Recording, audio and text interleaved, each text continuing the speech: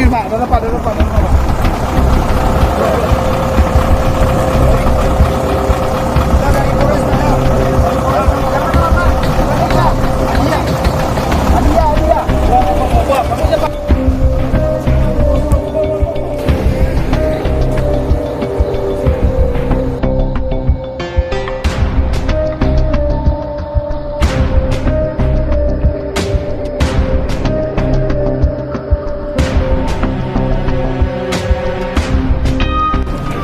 Untuk kronologis kejadian, rekan-rekan media, jadi kejadian ini terjadi pada bulan Februari 2020 sekitar pukul 10 pagi, di mana korban atas nama inisial NS dan AL pergi ke warung yang tidak jauh dari rumahnya dengan tujuan untuk membeli jajanan.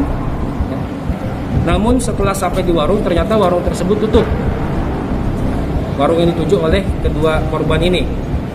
Kemudian kedua korban pergi ke warung yang berada di dekat SD Negeri 62 Banda Aceh, yang lokasinya juga tidak jauh dari rumah korban. Kemudian setelah kedua korban sampai, ternyata warung tersebut juga tutup. Dan pelaku TR yang berprofesi sebagai penjual pisang goreng berada di lokasi tersebut, jadi tidak jauh dari warung yang tutup tadi. Kemudian ketika kedua korban hendak pulang ke rumahnya, pelaku TR memanggil kedua korban, dan kemudian kedua korban menghampiri si pelaku TR. Lalu pelaku TR menarik tangan dan lengan korban. Kemudian pelaku TR menyuruh kedua korban untuk masuk ke kolong rak, yang sudah kita ambil ini, rak jualan. Dan pada saat kedua korban masuk ke kolong rak tersebut, ternyata sudah ada satu anak perempuan yang sampai saat ini kita belum tahu identitasnya, sudah berada di bawah rak tersebut dalam keadaan tangan terikat dan mulut dilakban. Sampai saat ini pihak penyidik masih menelusuri siapa anak perempuan tersebut yang juga indikasinya menjadi korban dari para pelaku.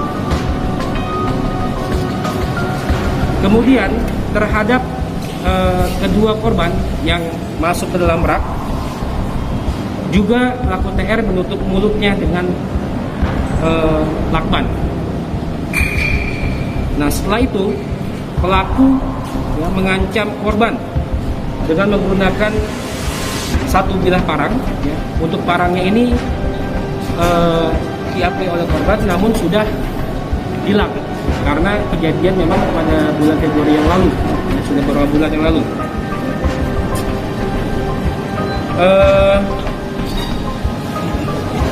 Sambil yang bersangkutan, pelaku mengatakan kalau lari seperti itu dengan memegang parang, sehingga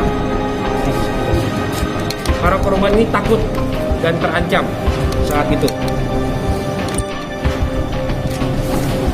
Lalu kemudian pelaku RS dan pelaku RR melintas depan warung milik si pelaku TR. Kemudian pelaku TR ini memanggil kedua orang tersebut, pelaku tersebut, untuk menghampiri warungnya. Kemudian pada pukul 16 kurang lebih, ketiga pelaku membawa para korban ke area semak-semak di belakang warung milik tersangka, TR.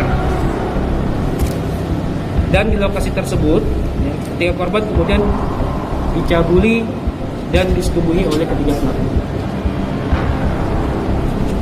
Kemudian berdasarkan keterangan dari pelaku TR, bahwa sebelumnya pelaku TR juga telah melakukan pencabulan terhadap 2 anak laki-laki.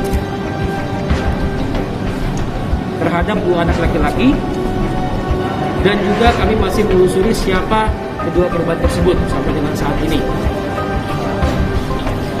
Pasal yang dilanggar oleh pelaku, ya, saat ini sementara kami masih menerapkan